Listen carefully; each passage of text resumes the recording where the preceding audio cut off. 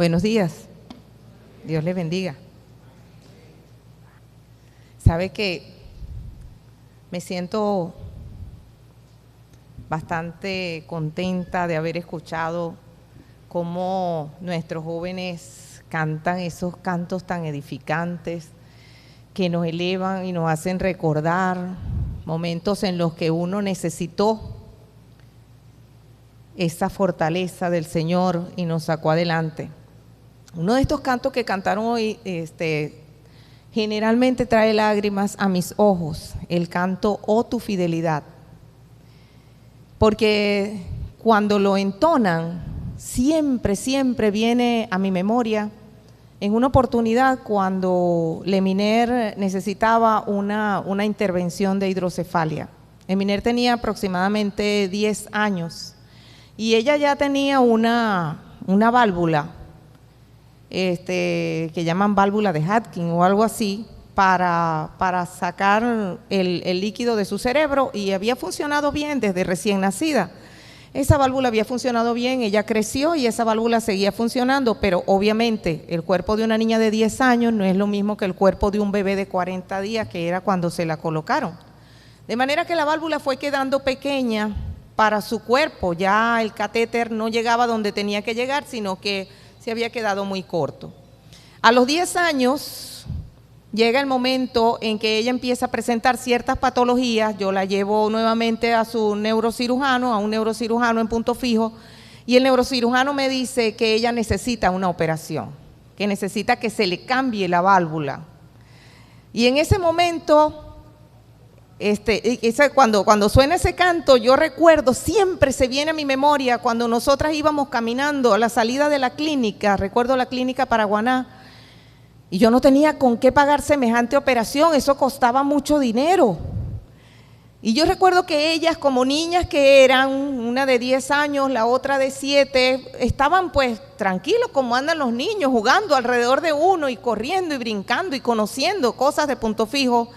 Y mientras tanto mi cabeza estaba pero a reventar, porque yo decía, ¿cómo voy a hacer yo?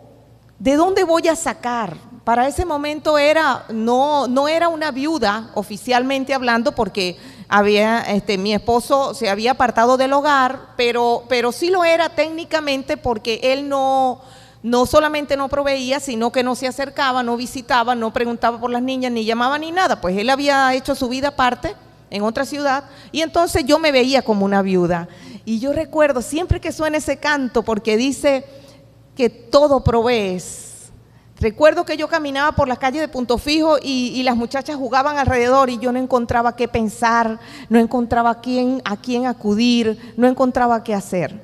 Bueno, pues para hacerle corto el cuento, resulta que mientras yo estaba así de angustiada, pensando qué iba a hacer para la operación de mi hija, Dios estaba haciendo algo en México.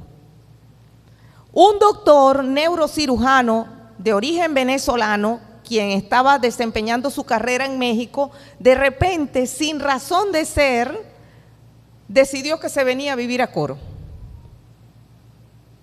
Fue a una galería, él mismo me lo contó, fue a una galería de arte a ver una exposición de un pintor apellido Curiel de Coro.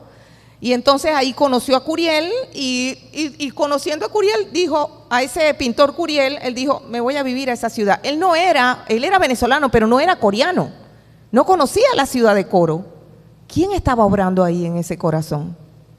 Porque no solamente era eso, era que yo no tenía con qué pagarle, pero era un hombre tan humano que yo sé que hubiera operado a mi hija de gratis, si no es porque en el interín la gobernación decidió que iba a pagar la operación, por esas cosas del Señor. El asunto es que mi niña salió operada, y bien operada, por un médico que venía del exterior. Este hombre hizo muchos bienes a otros niños de la ciudad. Muchos niños fueron operados por él de esa patología, porque no había neurocirujano en Coro en ese momento, y él llegó con su instrumental, se instaló en el hospital y operó y salvó la vida de muchos niños. Entre esos salvó la vida de mi hija. Cuando oigo ese himno, siempre recuerdo ese episodio de mi vida. Siempre recuerdo cómo Dios proveyó de una manera que yo no sabía, y cómo en el momento en que yo estaba tan tan angustiada, sin saber qué estaba haciendo Dios, Él lo estaba haciendo. Y así sucede con nuestras vidas. Así sucede en la actualidad. Eso que nos está preocupando, eso que nos tiene de cabeza, eso que nos duele y que nos preocupa, en este momento Dios lo tiene en sus manos y Él va a dar la provisión. Cuando digo provisión, no solamente me refiero a dinero. A lo mejor necesitamos provisión de consolación, provisión de consejo, provisión de conocimiento, provisión de entendimiento, provisión del mismo Espíritu Santo o provisión de salvación o de Dios. No sabemos de qué necesitamos provisión, pero como dice el himno, nada me falta, todo provees. Hoy cuando estamos, de verdad, me imagino muchos de nosotros estresados, preocupados, parecía que el país iba saliendo de la crisis terrible que vivimos y de repente vemos un retroceso repentino, violento, que nos ha dejado aturdidos. Gracias a Dios porque la época decembrina nos hizo despejarnos un poquito, pero ya cuando entramos en enero empezamos a sacar cuenta, empezamos a ver en qué se ha convertido nuestro salario para aquellos que somos asalariados, y aquellos que tienen su emprendimiento también empiezan a preocuparse porque, oye, si la gente gana menos, voy a tener menos clientes. Es lo que uno dice con toda lógica humana y matemática, pero resulta que Dios no es un Dios matemático. Resulta que Dios es un Dios que de 3 panes y 5 peces hizo más de 5,000 raciones de comida. Nuestro Dios no es un Dios matemático. Nuestro Dios es un Dios que nos dice que para Él un día es como 1000 años. Él no está sujeto a las matemáticas. Él creó las matemáticas. Él no está contra las matemáticas, pero no está sujeto a las matemáticas. Así que en este día vamos a ver la vida de un hombre que nos va a resultar ilustrativa para este tipo de reflexión que en este momento estamos viviendo en nuestro país. Usted sabe que la Biblia nos dice en Romanos 15:4 que las cosas que se escribieron antes para nuestra enseñanza se escribieron, a fin de que por la paciencia y la consolación de las Escrituras nosotros tengamos esperanza. Entonces, ¿qué vamos a hacer? Vamos a revisar la vida de un hombre. Este hombre se llamaba Elías. Y mire lo que nos dice el Nuevo Testamento acerca de Elías, para que usted vea, porque usted dirá, ay, lo que pasa es que yo cometo muchos errores, yo soy muy pecador, el Señor no me va a sacar de este problemón, el Señor no nos va a sacar a los venezolanos de esta crisis, porque de verdad cada vez metemos más la pata, cada vez estamos más desorientados, cada vez vemos que tanto nuestros políticos y nuestros gobernantes están tan erráticos. Eso es lo que tendemos nosotros a pensar. Y nos dice la Biblia en Santiago, vamos a buscarlo si ustedes quieren, en Santiago 5:17, Santiago 5:17 nos dice, ¿lo tenemos? Vamos a ver cuando lo tengamos.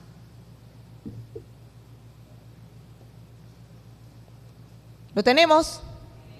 Dice así: Elías era hombre sujeto a pasiones semejantes a las nuestras, y oró fervientemente para que no lloviese, y no llovió sobre la tierra por 3 años y 6 meses.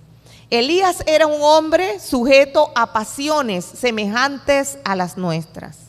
Cuando nosotros leemos este tipo de pasajes, podemos tomarnos el permiso de pensar que a lo mejor Elías era un hombre de verdad muy disoluto, pecador o cualquier cosa, pero no es a eso a lo que se refiere el pasaje.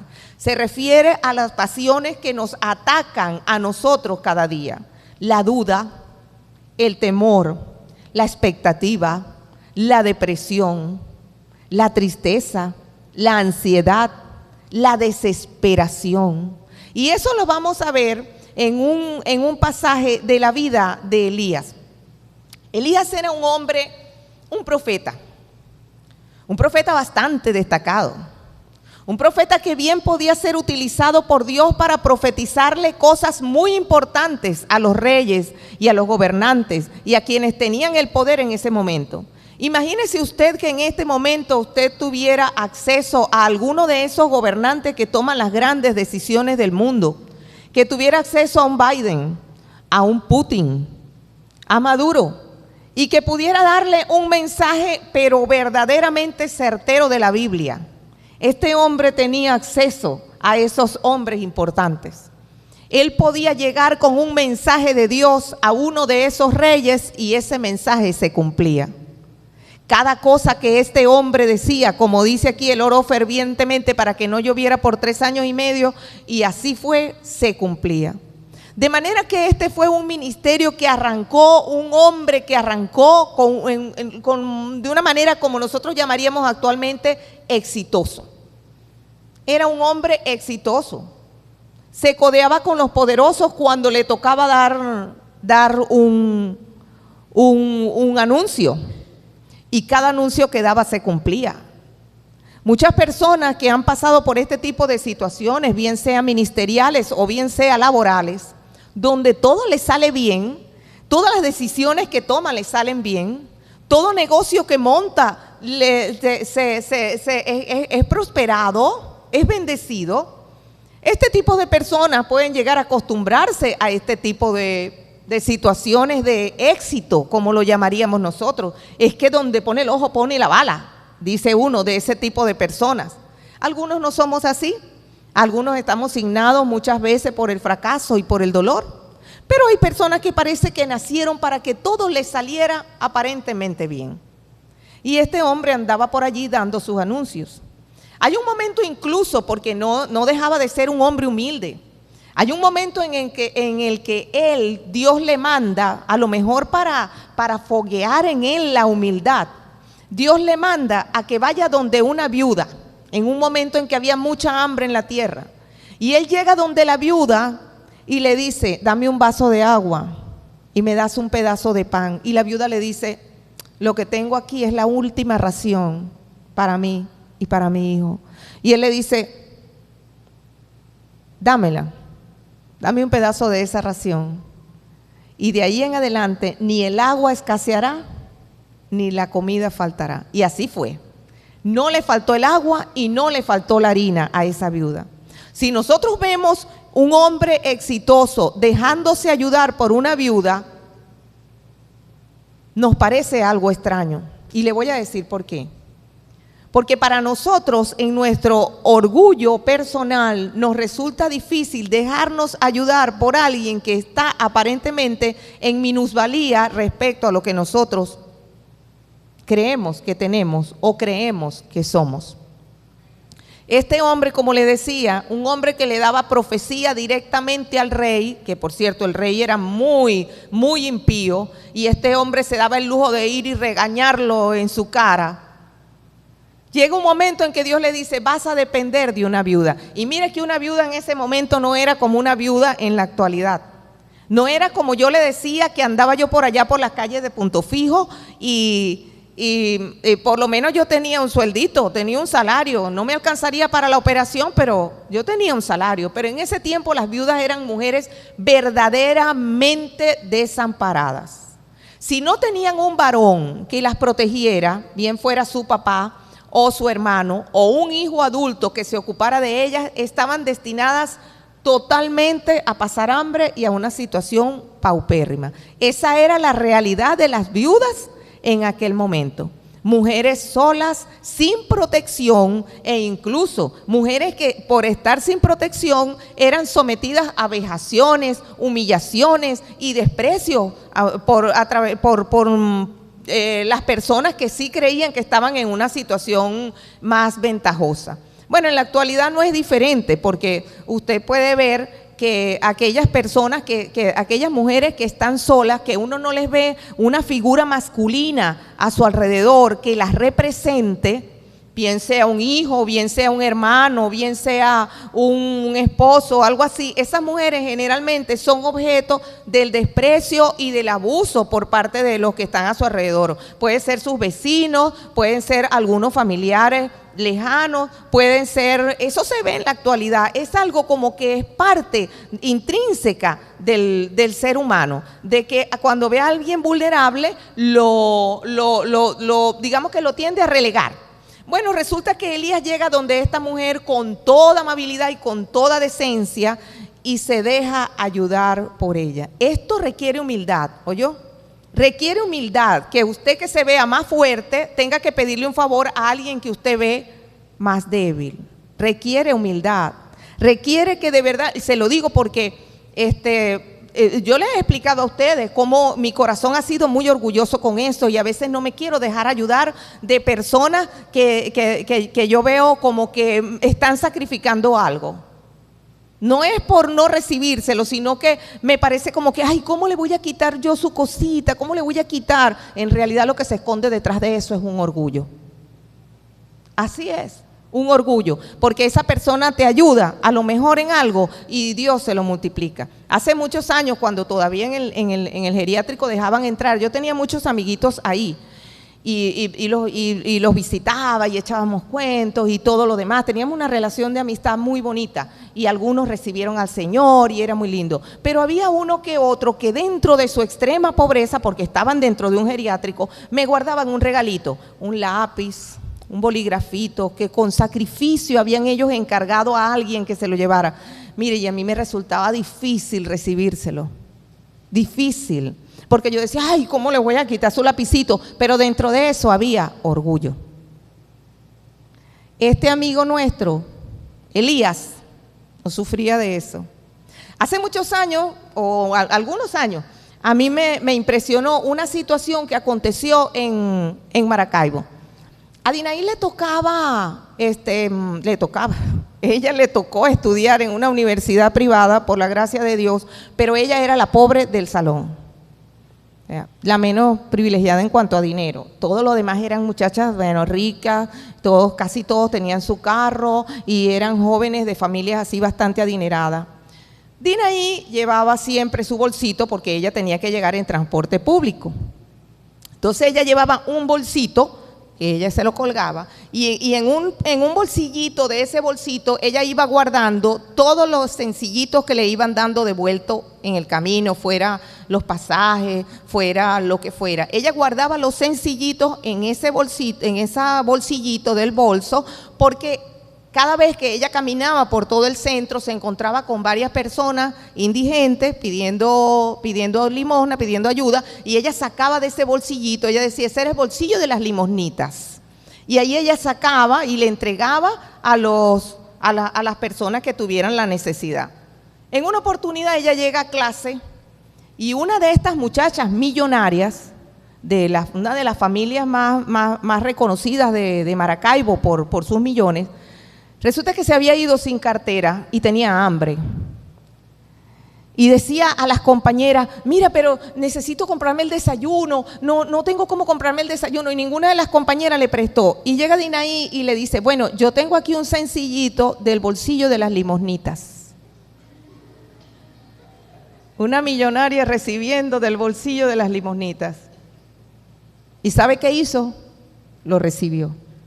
Eso me impresionó, porque le dije a Dinaí, ¿tú sabes lo que significa que una persona millonaria tenga que recibir del bolsillo de las limosnitas? Cualquiera podría decir, pero eso es un abuso, agarró lo que le correspondía a los indigentes, pero en ese momento ella estaba indigente, no tenía cómo comer y tenía hambre, y lo tomó. Esto hizo este hombre, un hombre que se codeaba con reyes, que se codeaba y daba profecía, y la profecía se cumplía. Hubo un momento que le tocó recibir de las limosnitas de una viuda, y lo hizo, porque era un hombre versátil, un hombre polifacético. Este era el Elías de quien estamos hablando. Pero resulta que en un momento de su vida, en una de estas luchas intestinas que él tenía, porque él defendía el nombre de Dios como fuera, él caza una batalla con 450 profetas de Baal, o sea, profetas idólatras. Y él le dice a esos 450 profetas, imagínese usted cómo estaba este hombre cargado de fe y de entusiasmo y de ganas. Él le dice a 450 profetas, vamos a hacer una cosa. Ustedes van a montar un altar ahí y van a invocar a su Dios Baal a ver si manda fuego del cielo. Y yo voy a levantar aquí otro altar y yo voy a invocar a Jehová de los ejércitos a ver cuál de los dos va a mandar fuego del cielo. Imagínese usted el nivel de fe que tenía este hombre cuando llegó a ese reto. Hay que tener valor. Y lo hizo. Y empezaron aquellos hombres a danzar ahí alrededor de su altar. Y obviamente llegó el mediodía, llegaron las 3 de la tarde y nada. Porque claro, Baal no existe. En todo caso, Baal es un demonio. Cuando terminó el turno de ellos, llegó Elías y dijo, no solamente voy a montar el altar. Mire cómo este hombre tenía fe. No solamente voy a montar el altar y el sacrificio, sino que le voy a echar agua. Y le empezaron a cantar el agua a ese altar. Y agua, y agua, y agua, y agua, hasta que se llenó eso de agua. Había una zanja alrededor del altar y se llenó de agua. Y dijo, ahora sí voy a invocar a Jehová. Ahora sí. Y cuando él invoca a Dios, cayó fuego del cielo. Y dice que lamió la roca, secó el agua, dejó todo eso pero arrasado. Y ahí quedó demostrado quién era el verdadero Dios y quién era el profeta del verdadero Dios. A partir de ese momento él hace una rafia y vence a los 450 profetas. Y lleno de victoria, de triunfo, henchido de todo su éxito como profeta, le sucede esto que vamos a ver aquí. Primera de Reyes, capítulo 19. Mire lo que le pasa a este hombre victorioso, exitoso, lleno de fe.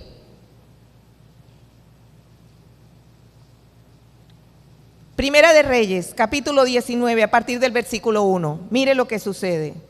Acab dio a Jezabel la nueva de todo lo que Elías había hecho y de cómo había matado a espada a todos los profetas. Entonces envió Jezabel a Elías un mensajero diciendo, estos son los enemigos de Elías. Así me hagan los dioses y aún me añadan, si mañana a estas horas yo no he puesto tu persona como la de uno de ellos. Y viendo pues el peligro, se levantó y se fue para salvar su vida. Y vino a Beersheba, que está en Judá, y dejó allí a su criado. Ponga cuidado a esto.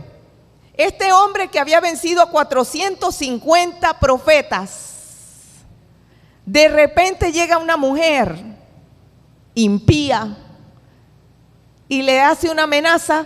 ¿Y qué hizo? Salió huyendo. ¿Qué pasó? ¿Dónde estaba el entusiasmo?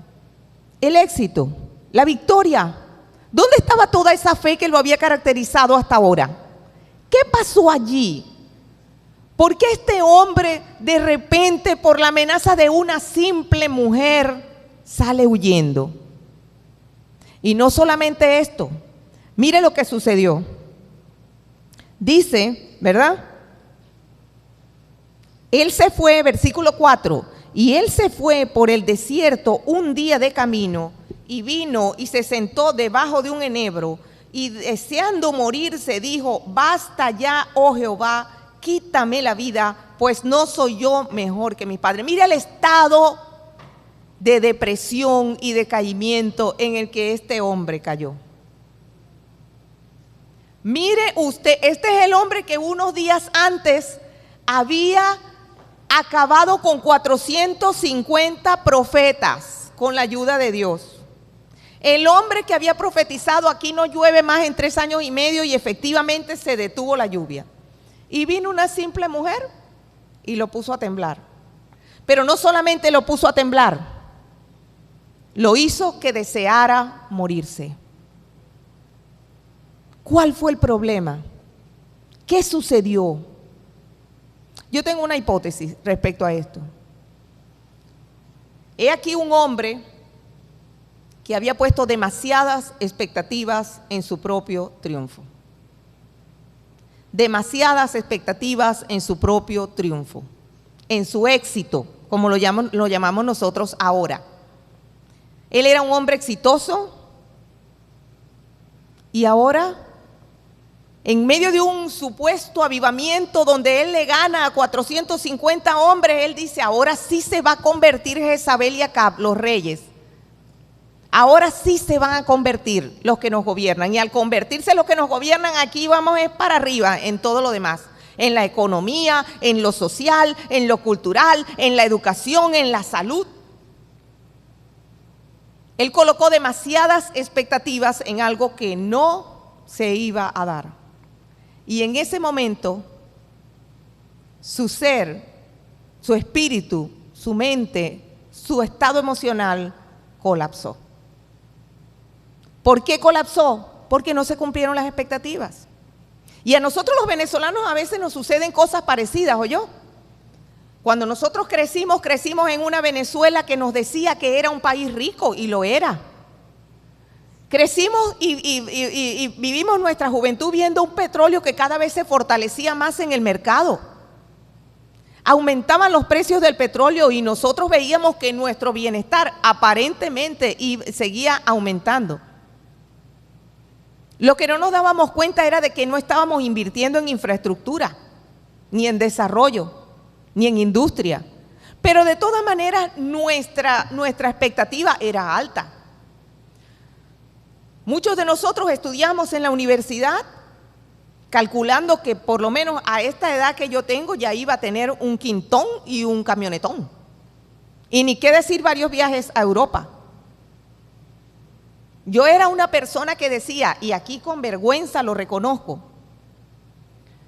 cuando ustedes estén grandes, le decía a mis hijas cuando estaban muchachitas, cuando ustedes estén grandes, a mí no me vayan a venir con una cartera en cumpleaños.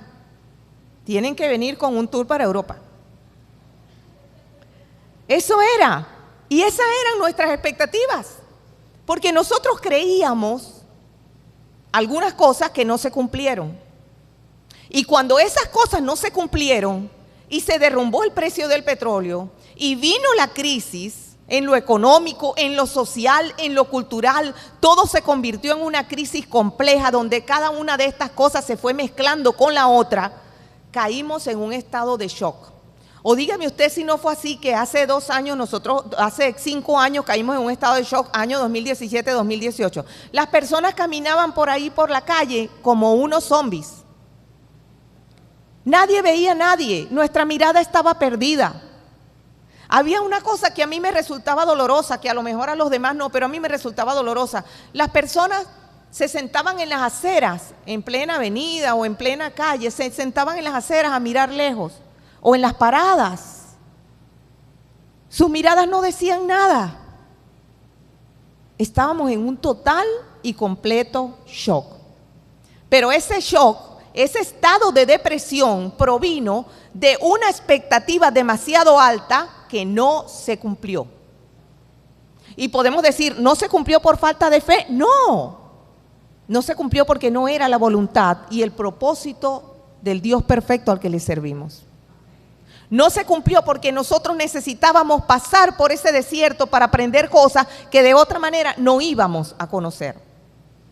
Este amigo nuestro, Elías, también necesitaba pasar por esa depresión para llegar a un lugar secreto que Dios le tenía preparado. Para llegar a entendimiento y conocimiento que en medio de su éxito y de su victoria y de sus anuncios y de aquello tan maravilloso y los aplausos, no iba a poder comprender, no iba a poder entender. Era necesario que pasara por el desierto y nosotros los venezolanos también era necesario que pasáramos por ese desierto. Ahora bien, vamos a decir, ay no, pero es que la depresión es falta de fe.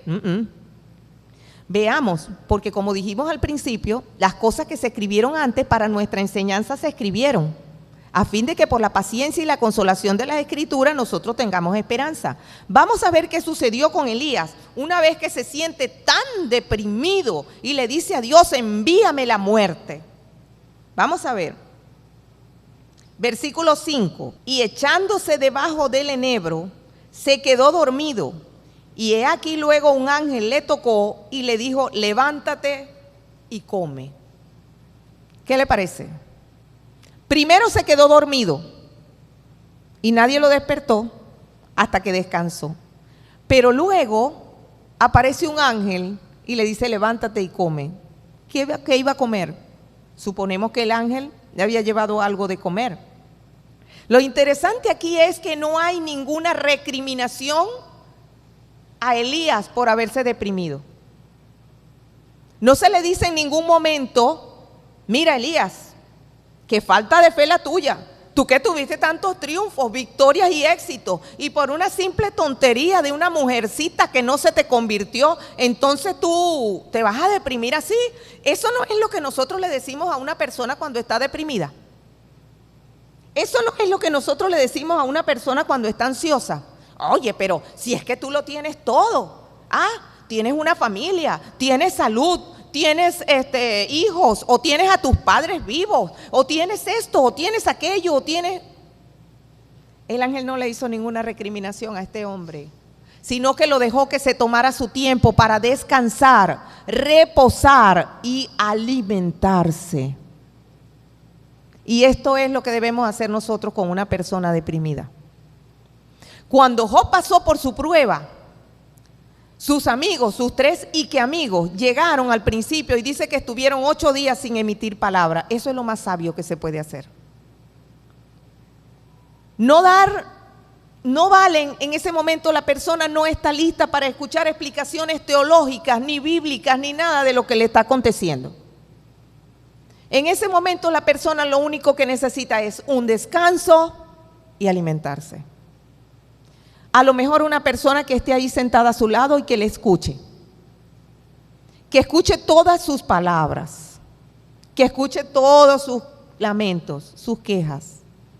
Eso es lo que debemos nosotros hacer incluso cuando nos toca ir a la casa del luto, a acompañar a alguien en una funeraria. Y llegamos nosotros cargados con un saco de versículos. Porque de delante de la aflicción es quitado el justo, muere el justo, y no hay quien piense que de delante de la aflicción es quitado el justo, decimos nosotros. Y para mí el vivir es Cristo y el morir es ganancia, y le soltamos aquel poco de versículos a la persona y la persona no lo está escuchando. Es necesario esperar, dejarlo, que descanse, que llore y que hable todo lo que quiera hablar. Este es un consejo práctico. Porque siempre nos va a tocar interactuar con personas deprimidas. Y siempre nos va a tocar a lo mejor pasar por un momento de depresión, de decepción, donde no se cumplieron nuestras expectativas. Nos vamos a sentir muy decepcionados, nos vamos a sentir muy desilusionados y nos vamos a sentir muy ansiosos, con miedo, porque Elías tenía miedo, dice que huyó de esa mujer. Nos vamos a sentir así, pero no nos debemos sentir culpables. No nos debemos sentir culpables, porque yo no veo aquí que el ángel haya recriminado para nada a Elías. Simple y llanamente es un momento que vivimos. Ahora bien, ¿qué otra cosa se puede aprender de este episodio? Entonces él miró, y he aquí a su cabecera una torta cocida sobre las ascuas y una vasija de agua, y comió y bebió y volvió a dormirse. Mire una cosa. ¡Qué privilegio! Este hombre comió alimento preparado por ángeles. No es fácil, no es fácil. Debería ser de verdad una experiencia extraordinaria, maravillosa, que alguno de nosotros pudiera comer un alimento preparado por ángeles. Eso, usted sabe que cuando la comida está bien sabrosa, que dice uno, eso sabe a ángel, está deliciosa. Bueno, este ángel preparó comida para este hombre. Y este hombre se levanta, come, se fortalece con la comida. Pero sucede algo, vuelve a dormirse. Y es que nosotros cuando estamos deprimidos tendemos a instalarnos en el lugar de la depresión, y eso tampoco es recomendable. Llega un momento en que nosotros estamos deprimidos por alguna expectativa que no se cumplió.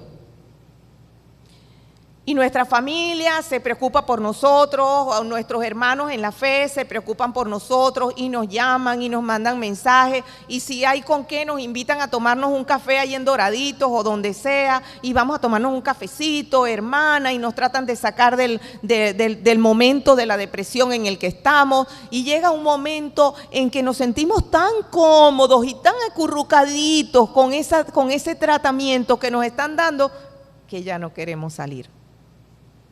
Nos instalamos. Él comió, bebió y volvió a dormirse. Él dijo, yo sigo aquí y cuando me levante de nuevo, seguro que va a haber tortica con sabor a ángel. Ese sí es un error que cometemos, instalarnos. Fíjese bien, no es problemático que nos deprimamos. En medio de nuestras reflexiones, Dios nos va a decir cuál fue la expectativa y cuál fue nuestro error, porque tengo una seguridad, el error fue de nosotros.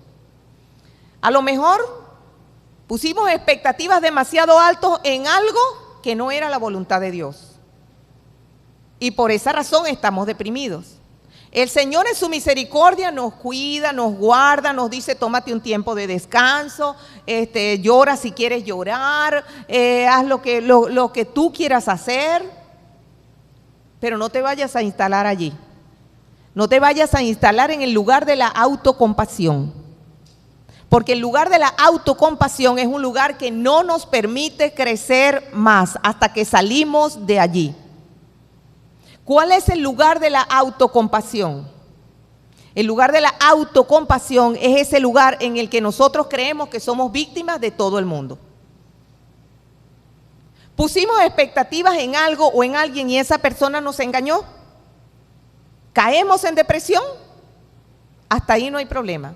Pero si nos quedamos instalados en la depresión, culpando para siempre a la persona que nos traicionó en lugar de pasar al perdón, entonces ahí sí dejamos nosotros de crecer. Esa persona va a seguir su vida. Ese jefe que no nos ascendió en el trabajo, ese profesor que nos raspó injustamente en la materia, ese vecino que nos estuvo maltratando, en quien nosotros confiamos y ahora nos insulta, él va a seguir su vida, pero nosotros vamos a seguir aquí carcomiéndonos y pensando, fui su víctima, fui su víctima, fui su víctima, fui su víctima. Hasta que llegue el momento en que Dios nos llama y nos dice, fuiste tú quien puso expectativas exageradas. Eso hay que reconocerlo, eso hay que entenderlo. Yo fui quien armé expectativas en mi mente. Incluso cuando revisamos bien nuestra situación del pasado, la que nos generó la depresión, decimos, pero esas expectativas me las fabriqué yo, porque había evidencia suficiente para entender que esta persona o que esta institución no iba a cumplir con lo que yo creía. Por eso es que nosotros en oración debemos pedirle al Señor que nos dé espíritu de sabiduría, entendimiento, inteligencia, para ver las cosas correctamente como se deben ver. Porque somos tendentes a crearnos expectativas, ilusiones y planes que Dios no ha puesto delante de nosotros. Y luego cuando nos vemos metidos en un problemón, caemos en la depresión. Entonces el corazón del hombre tuerce su camino y luego contra Jehová se vuelve. De manera que nuestro compañero Elías dice que comió, bebió y volvió a dormirse. Pero mire lo que sucede, porque Dios es un Dios misericordioso. Él no nos va a dejar hundidos en ese lugar de la autocompasión. Ahí puede ser que pasemos meses, ahí puede ser que pasemos hasta años, pero siempre va a llegar un momento en que el Señor nos va a sacar de ahí y nos va a decir como le dijo. Mire lo que dice aquí. Y volviendo el ángel de Jehová la segunda vez, lo tocó diciendo, levántate y come, porque el largo camino te resta. O sea, agarra tus cachachás, porque todavía tienes mucho propósito delante de mí. Y mire lo que dice. Y se levantó y comió y bebió, y fortalecido con aquella comida, caminó 40 días y 40 noches hasta Horeb, el monte de Dios. Mire una cosa, Dios es tan misericordioso que le volvió a hacer comida. Le volvió a hacer comida, le dijo, bueno, ya está, Ahora tienes que salir de ese lugar, de la autocompasión.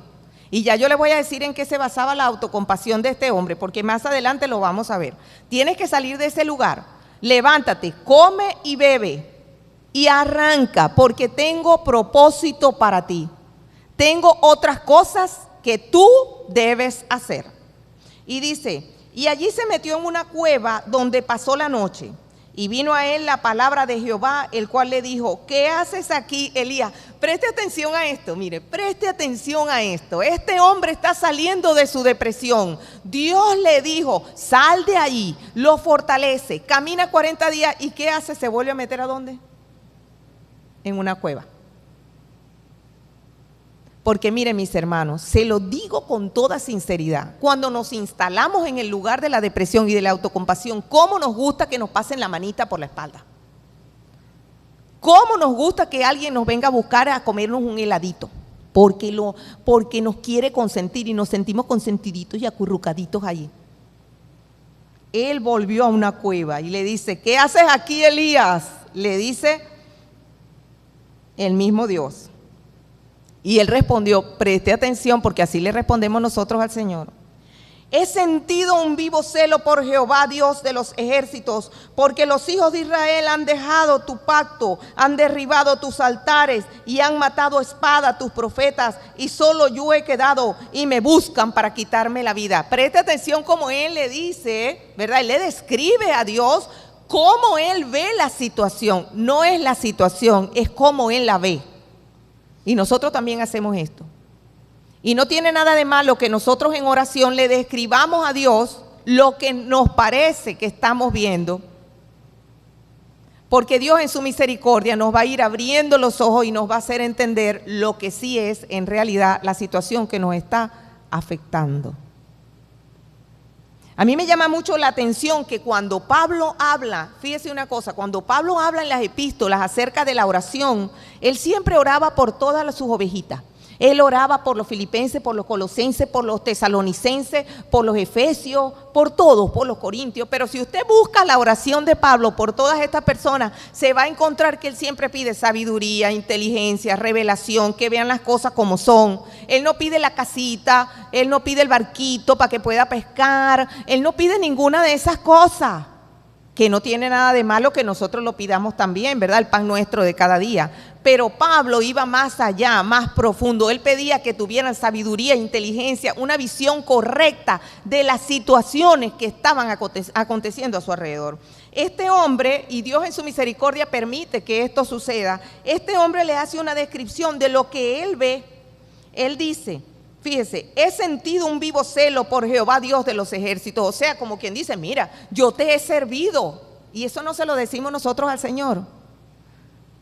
Te he servido durante 5 años, te he servido durante 20 años, te he servido durante 1 año, te he servido durante 1 semana. Es lo primero que le decimos.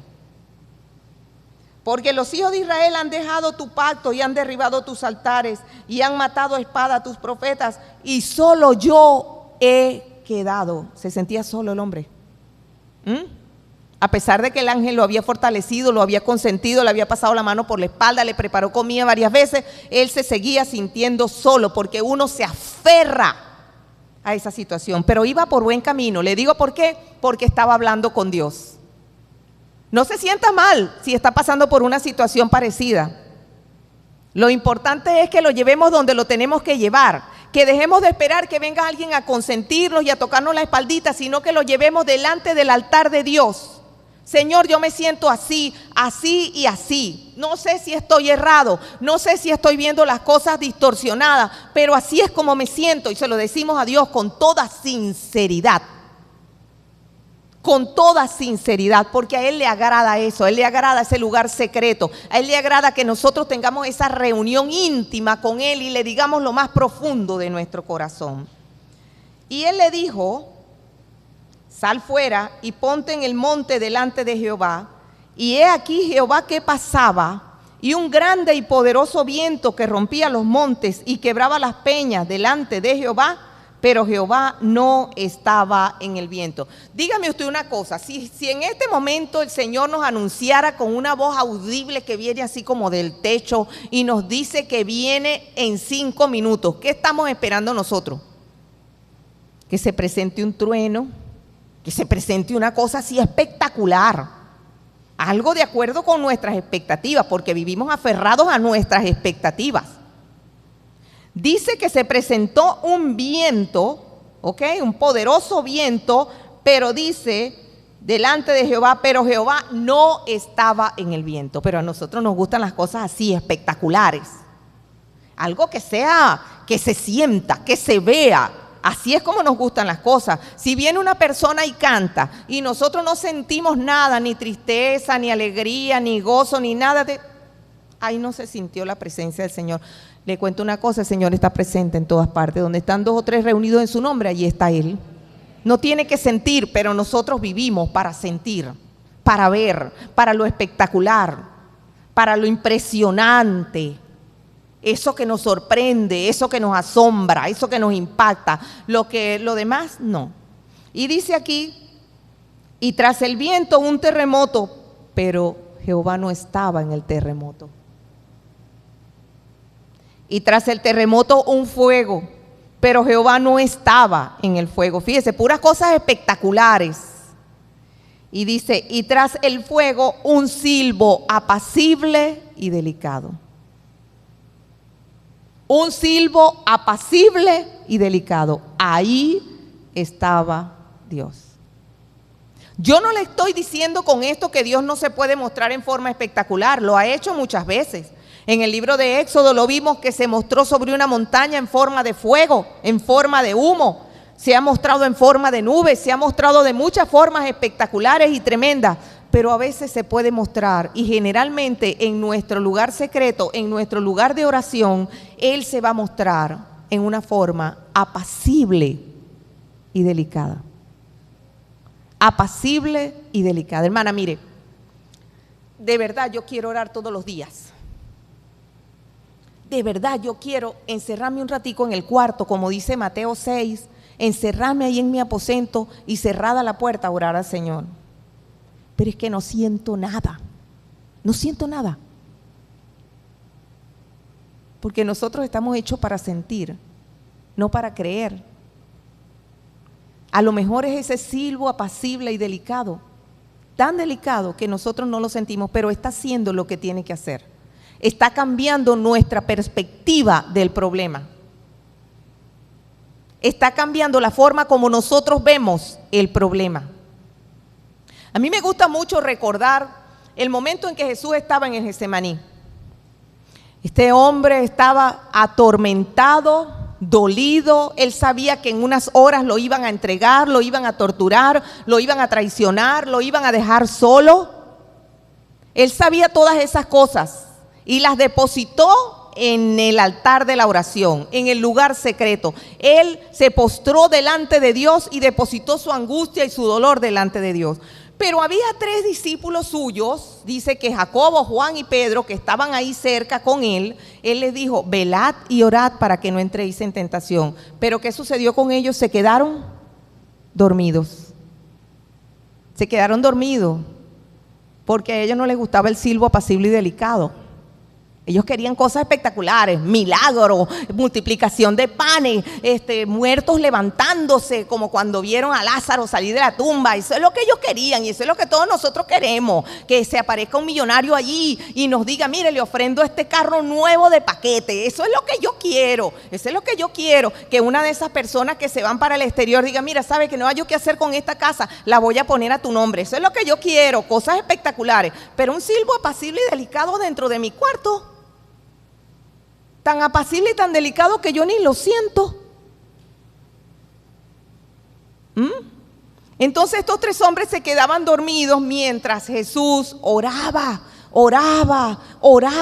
atormentado, a lo mejor lloró y dice que sudó grandes gotas como de sangre del nivel de angustia al que llegó.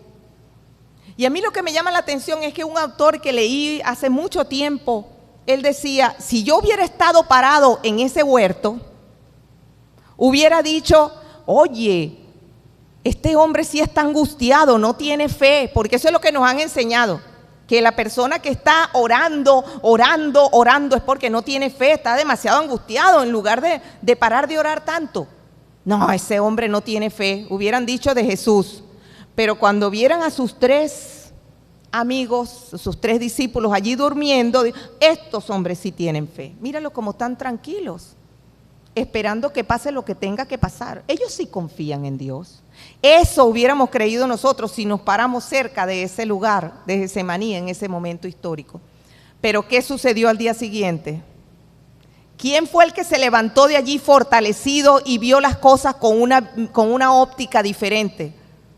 Suficiente como para entregar su cuerpo y su ser como lo tenía que entregar por nuestra redención. ¿Quién fue el que salió victorioso? El que oró, el que se angustió, el que se encerró, el que confió en el silbo apacible y delicado. Mientras tanto, los 3 hombres que dormían, porque supuestamente pues deben haber tenido mucha fe y ellos estaban esperando algo así como un fuego, una cosa poderosa, ellos huyeron, corrieron. De manera que aquí a este hombre le llega este silbo apacible y delicado. Y es admirable porque en medio de su depresión y de su empeño por seguir deprimido, dice, cuando lo oyó Elías, cubrió su rostro con su manto y salió y se puso a la puerta de la cueva. Y aquí vino a él una voz diciendo, ¿qué haces aquí, Elías?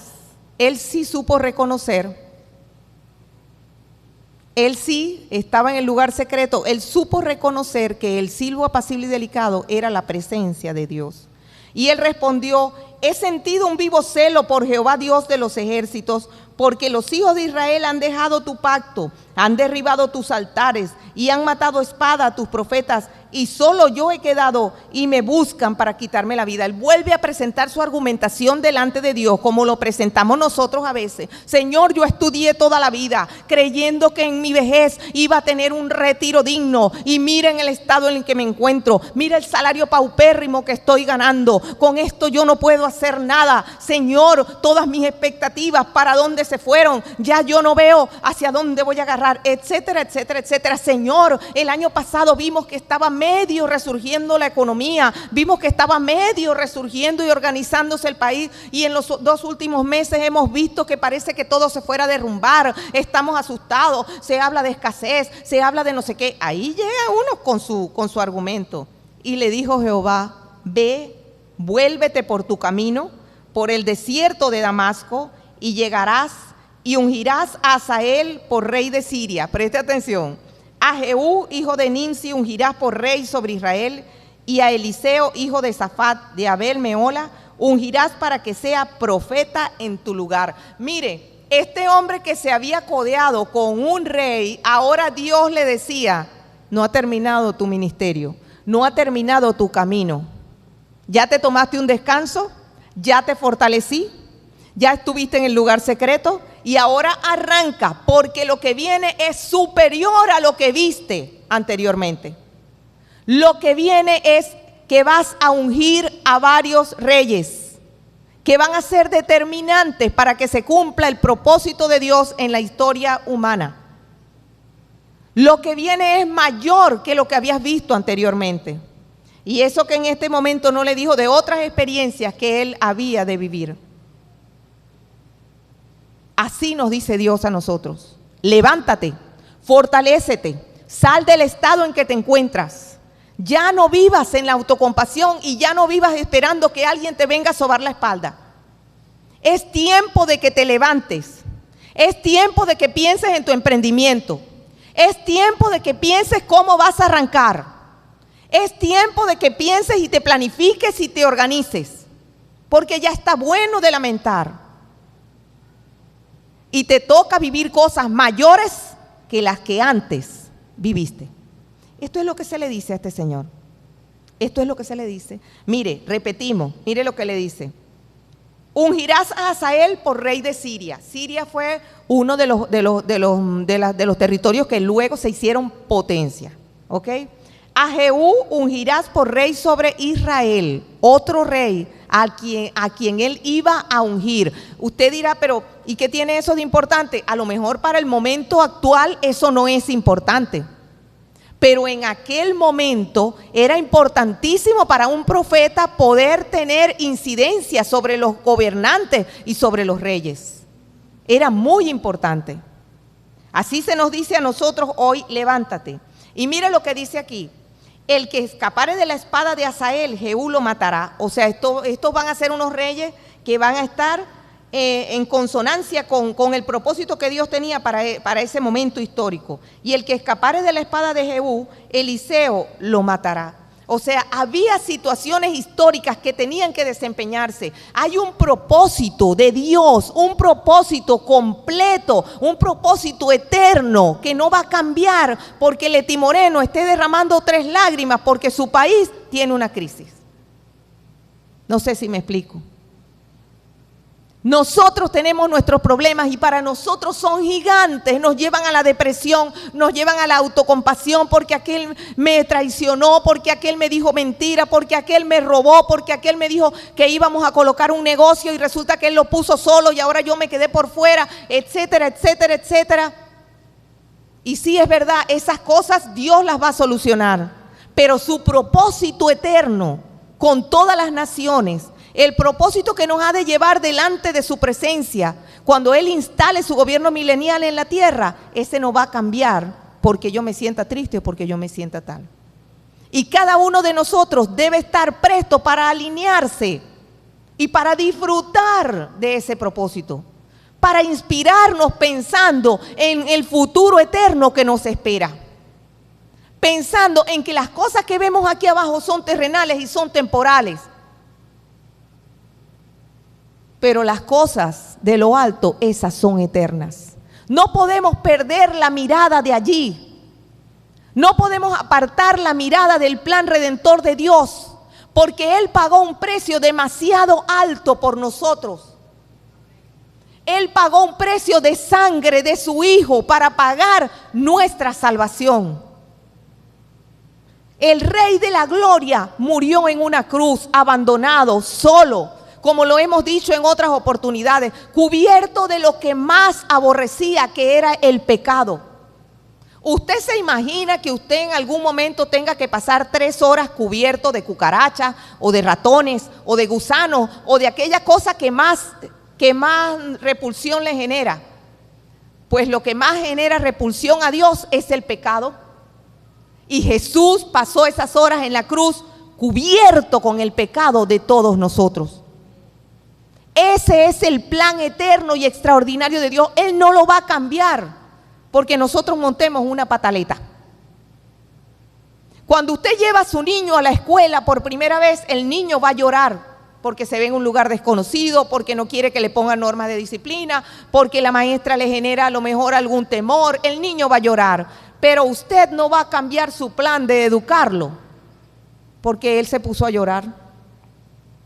Usted no va a cambiar su plan. Usted dice, va a tener que quedarse en el colegio porque yo lo quiero ver prosperando de grado en grado y luego lo quiero ver de año en año y luego lo quiero ver en la universidad y luego lo quiero ver graduado. Entonces, para que todas esas cosas allá a lo lejos, dentro de 16 años se den, es necesario que él hoy llore un rato. Así somos nosotros.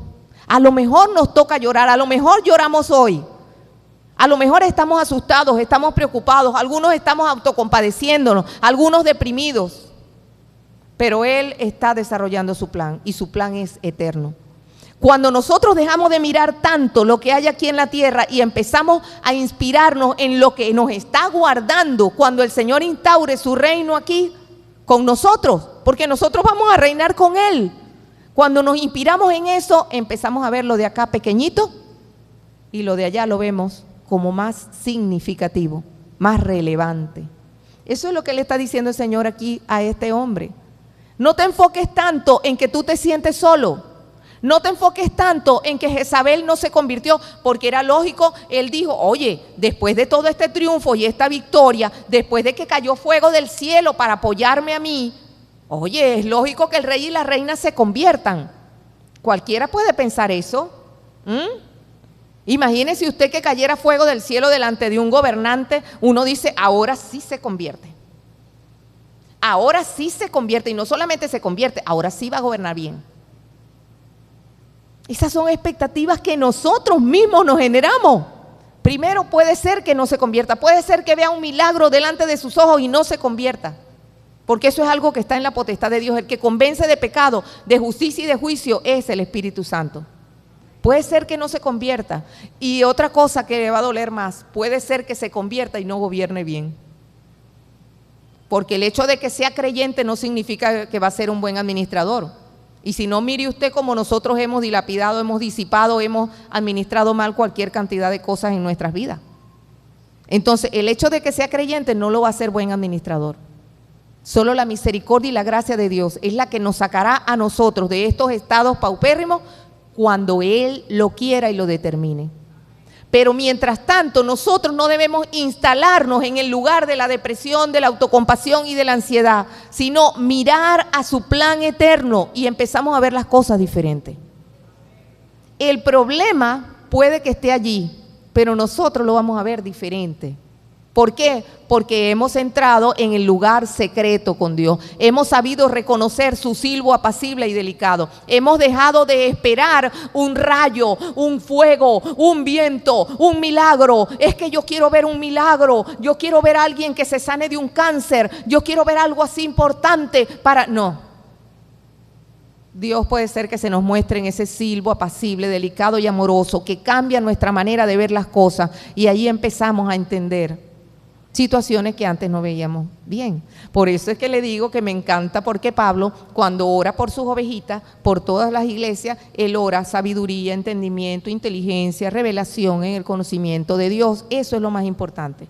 Los problemas van a estar, pero nosotros los vamos a ver diferentes. Mire, ayer me enteré de una cosa que de verdad me dejó impresionada. Una joven, algo que mencionaron de una joven que se suicidó hace un año. Una joven como de 30 años, creo que fue Miss Universo o Miss Estados Unidos, algo así. Eso como que impactó las redes, pero yo no me enteré, yo me enteré un poquito tarde. Entonces, ayer me entero de eso y empezamos a ver, ¿no? Pero ¿quién era? ¿Por qué? ¿Qué pasó? Era una muchacha aparentemente exitosa, según lo que se ve en la actualidad. De hecho, ella se lanza de un rascacielos en Manhattan. Cualquiera no vive en un rascacielos en Manhattan. No vivía en un rancho.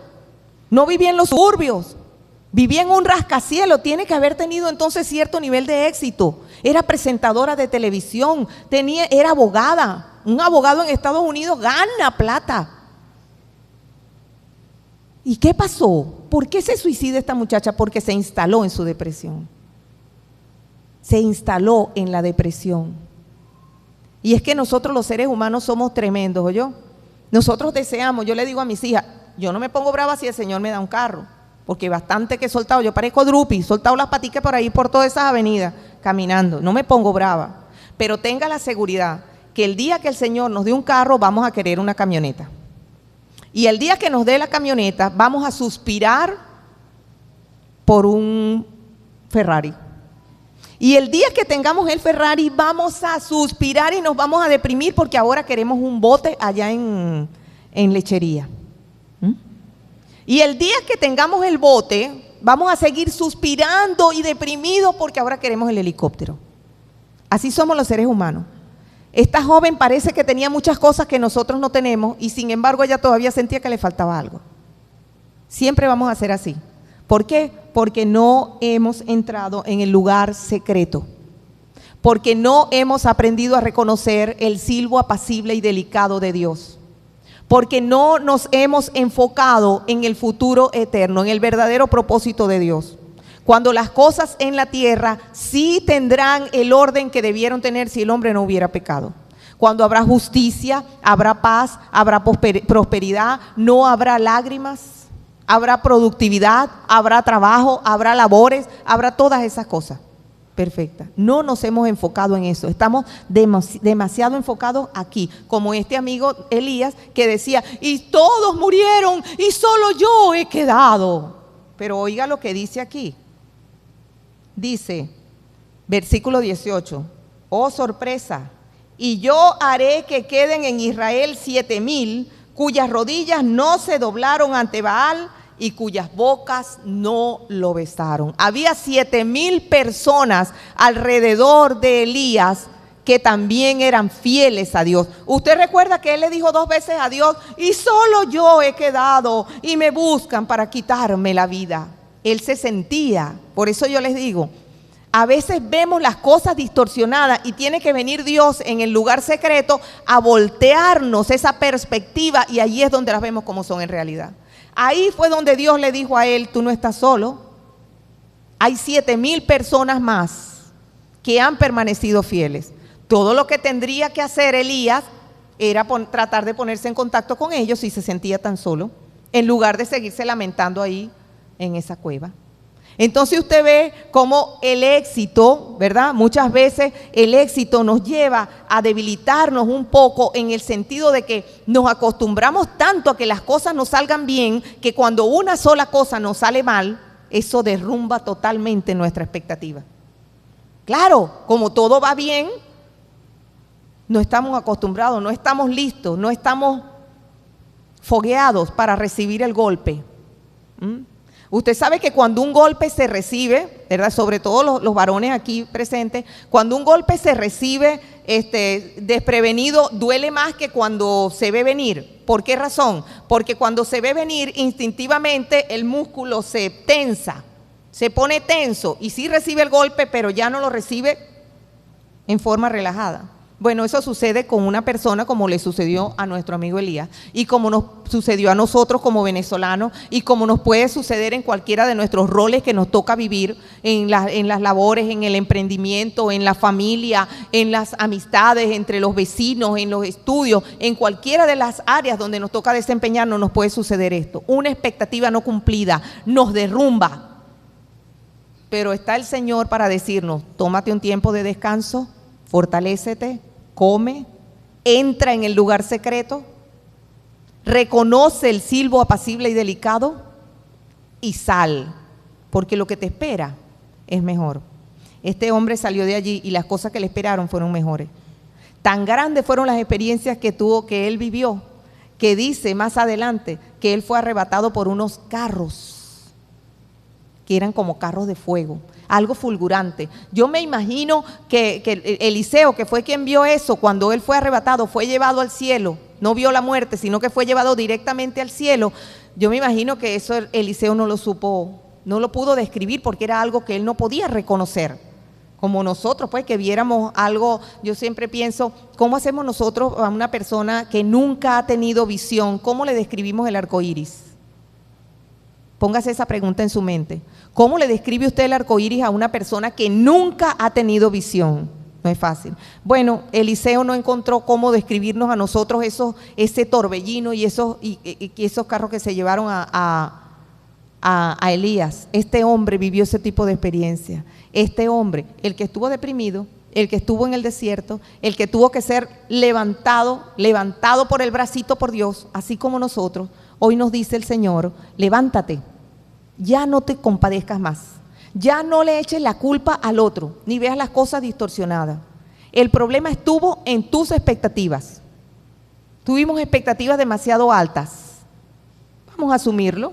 Está bien, cometí un error, tuve una expectativa demasiado alta, pero ahora tengo que seguir adelante, porque el Señor nos dice, largo camino te queda, largo camino te queda, y cosas mayores que las que nosotros esperábamos en nuestra expectativa, hemos de ver. Amén. Vamos a ponernos de pie en el nombre del Señor y oremos.